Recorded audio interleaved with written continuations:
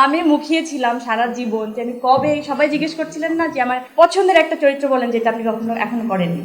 তা আমি কিন্তু বলেইছি যে আমার রবীন্দ্রনাথের কোনো একটা সুন্দর একটা চরিত্র করার জন্য। তো আমার জীবনে এরকম একটা আকাঙ্ক্ষা ছিল যে কবে আমি চরিত্রটা করতে পারবো।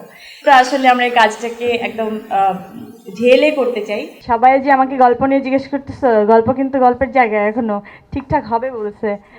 অনেক কাজ আছে, আমি যাই শুটিংটা শেষ করে এসে বলে দিব না। একদম শুরু থেকেই আমি যেহেতু সাথে আছি, প্রত্যেকটা স্ক্রিপ্ট যখন যখন যেরকম ভাবেই হবে। এটা ভালো হয়েছে যে একদম শুরু থেকেই আমরা সাথে আছি। একদম টলিশ হয়ে যাওয়ার পরে যখন থাকতাম, তখন হতো কি আমরা একদম শুরু থেকেই ওই ব্যাপারটা হয়তো সবার মধ্যে যেই ছোট বিষয়গুলো যেভাবে আসলে ডে বাই ডে ইমপ্রুভ হয়, ওইটার সাথে আমরা থাকতে পারতাম। একটা পলিশ জিনিস আমাদের কাছে এসে পৌঁছাতো।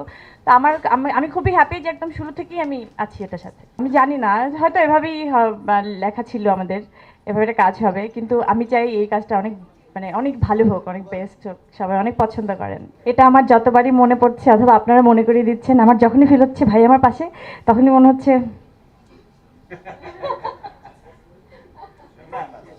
তখন আমি কি বলবো। হ্যাঁ,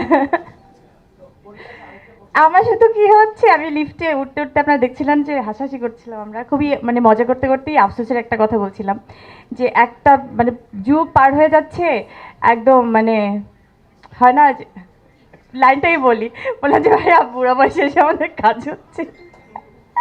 তো ভাই আমাদেরকে তাকালে আমি না আমার জন্য বলছি, এটা আমি আমাকে বললাম। না আসলে তো হয় না যে ওই টিনেজ বয়সটা তো আসলে আমরা সবাই পার করে আসছি। এখনো আমি জানি না মনের মধ্যে টিনেজ থাকলে কি হবে, আসলে আমরা তো বয়সের মধ্যে দিয়ে যাচ্ছি, যেতে হচ্ছে, যাব। তো আমি জানি না, হয়তো এভাবেই লেখা ছিল আমাদের, এভাবে একটা কাজ হবে, কিন্তু আমি চাই এই কাজটা অনেক ভালো হোক, অনেক বেস্ট হোক, সবাই অনেক পছন্দ করেন। আজকে থেকে যাত্রা শুরু হচ্ছে, আপনাদের সবাইকে সাক্ষী রেখে যাত্রাটা শুরু করতে পারছি আরো স্ট্রংলি। হ্যাঁ, আপনারা দোয়া করবেন।